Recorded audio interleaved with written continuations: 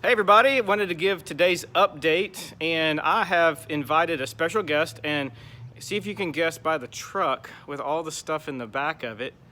It is Kramer Sowell.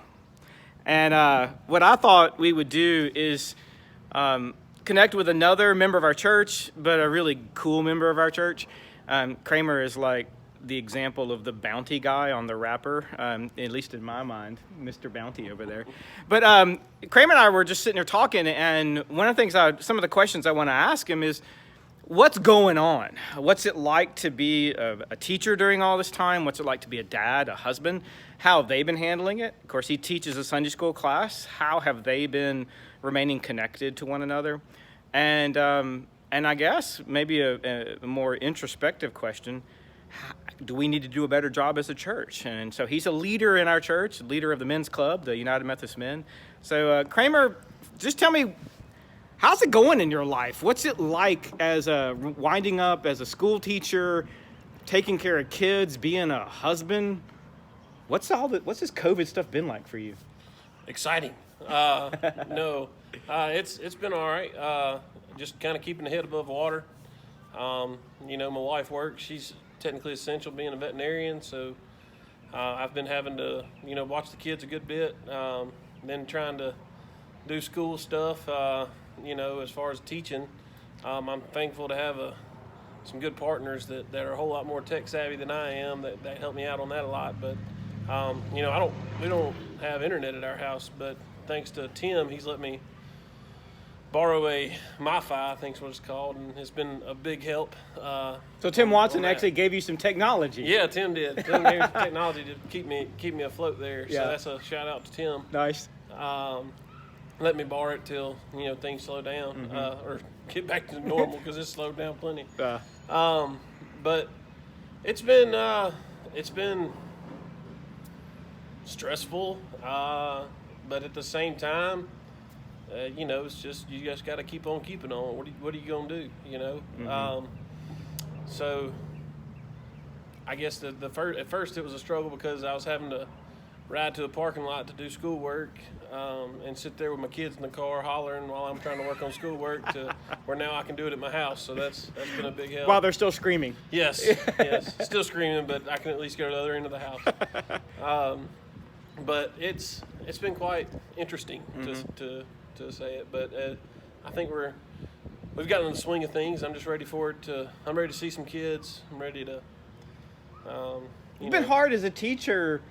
And I mean this, but you care about your kids. You care about your students. Is that really, that's difficult? It is. For me, that's been the most difficult part, is being able to be with my kids. My students. I love my students. I love all of them. Some of them when they come and some of them when they leave, but I love all of them. No. No, it's true.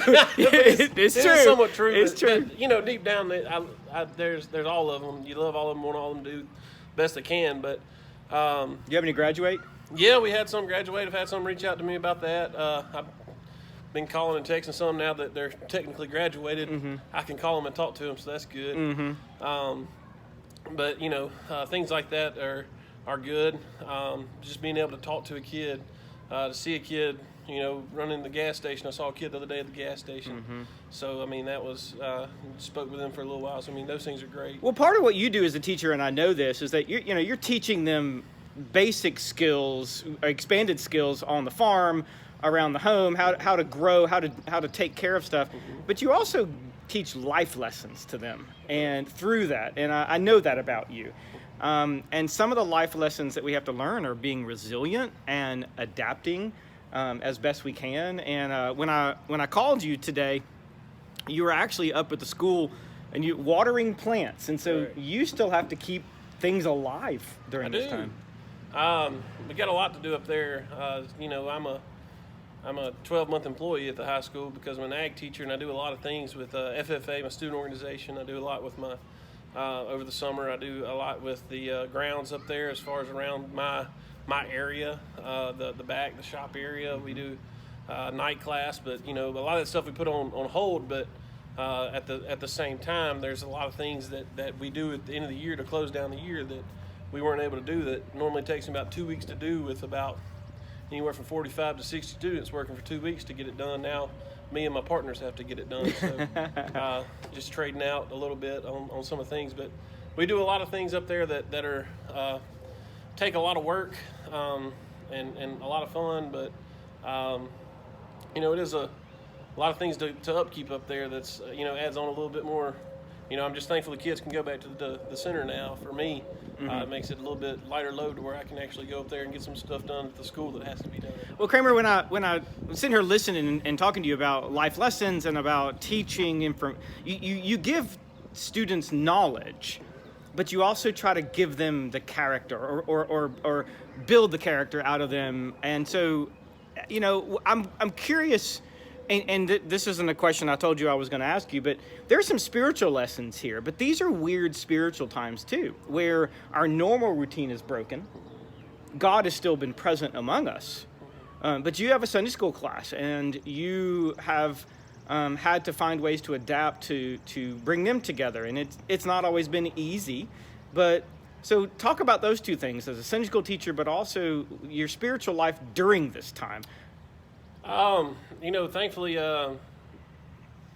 with technology, we can actually get and talk to people through technology via phone or through a group text or through Zoom. My Sunday school class, what we've done is we've done a few Zoom meetings amongst us. We just do a little, about anywhere from 30 minutes to an hour, depending on who has much time. We do it and generally try to do it on Wednesday evenings, about 8:30 or so. That way kids get time to go to bed because we have a younger group that we have with us. But we do a lot of Zoom lessons. But then I guess as far as the spiritual side, it's really good. I got in my Sunday school class 2 guys I keep up with a good bit, are Tim Watson and Randall. We have a little group text that we text each other about every day.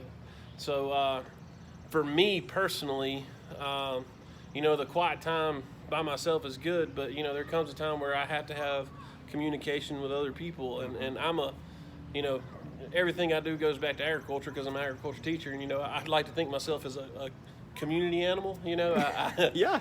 I have to have human interaction. I have to have friendship. I have to have even just as much as shaking hands. You don't realize how much you miss shaking somebody's hand and talking to them, and there's so much that can go in that handshake that we don't get. So for me, the spiritual aspect, I've had a lot of time to myself, but I'm about ready to get back to the human interaction, the face-to-face contact, the hand-to-hand.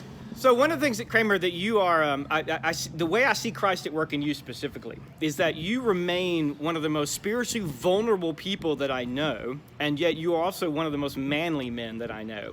And, we talk about the men's club, United Methodist Men, and I want to just tell you now, you don't have to apologize for anything. The world has been upside down.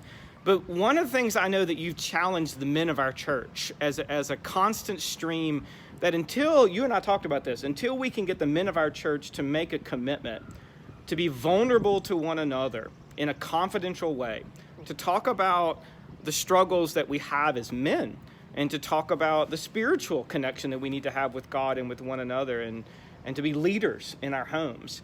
I want to just say to you in front of the whole church that is still a mission and a high calling that you and I are going to continue to strive for. And that one of the reasons why we haven't been coming together as often as, not just because of COVID, but because that's a message that still needs to sink in. And that's something that you deeply believe in because of through your own struggles, but through your own growth. How are we to be men? How are we to be husbands? How are we to be fathers? How are we to be leaders in the community? And so, church, I wanted y'all to just hear from Kramer. I find him to be one of the most fascinating and fantastic parts of our church. He is a product of our church. He is a person who was nurtured and helped grown like a plant here in the church. Sometimes some pruning, sometimes some fertilizing. But, Kramer, I see Christ in you, and I'm proud of you, and I appreciate your leadership. And I love the fact that you do this kind of ministry. that your truck is always full of fertilizer and it smells like gasoline right now. And I asked him, you're not making a pipe bomb, are you? But y'all, this is Kramer Sowell. He's a fantastic leader in our church. He's a young leader in our church. And if y'all want to look at someone that you could be like, and this is going to really humble Kramer right now, but we have to sometimes see the way, what does a Christian look like in the life of a church? I'm not proclaiming him or anyone else or me to be perfect. But see, Kramer strives to be perfect. Kramer is moving into a perfecting love of God, and he wants to be the right man and the real man of God that he needs to be. So church, I thank God for Kramer, and I thank God for what you have done in his life to help him be the man that he is today. But let's pray for Kramer and all the other teachers and all the other men and fathers and daddies out there who are trying to hold it together, trying to be solid, trying to get back to normal. Let's keep seeing Christ in one another and giving thanks to people like Kramer Sowell. Thank you, Kramer. I appreciate you coming by. Thank you.